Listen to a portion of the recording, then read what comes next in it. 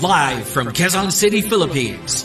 Your news, current affairs, and public service channel, Margo TV Philippines. Live. So patuloy po tayo sa ating pong programa at ano bang ibang balita yung pong si dating Congressman Arnie Tevez.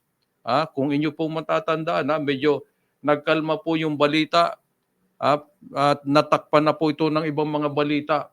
Pero kahapon habang naglalaro po ng golf sa Timor-Leste ay inaresto po si Congressman Arnie Tevez.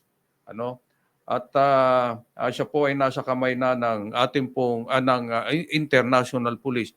Ano po ang mangyayari dahil naaresto na po si Congressman Tevez at ito naman ay inianunsyo po ni DOJ Secretary Crispin Remulla.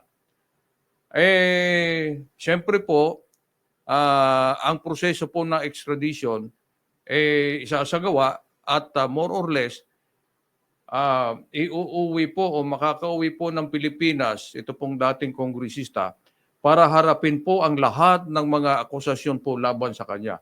At sa tingin naman po natin, nakahanda po ang kanyang mga abogado upang harapin po kung ano man ang mga inaakusa po sa kanya. At siyempre, bilang abogado, yung ating chairman, si Atty. Ferdinand Topacio, siya po ang abogado po ni Tevez, sila po yung nakahanda. Pagkat sa paniniwala po ng kanyang mga abogado, sa paniniwala po ng depensa, wala naman talagang kasalanan. Ito po si Congressman Tevez. Pero siyempre, dadaan po yan sa proseso at tutugay-gayan po natin kung ano ang magiging takbo naman dito pong kaso ni dating Congressman Arnie Tevez.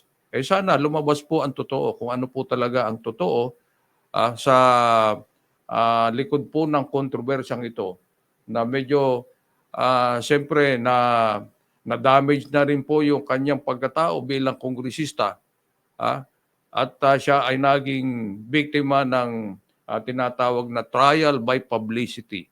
Okay? Live from Quezon City, Philippines. Your news, current affairs, and public service channel, Margo TV Philippines. Live.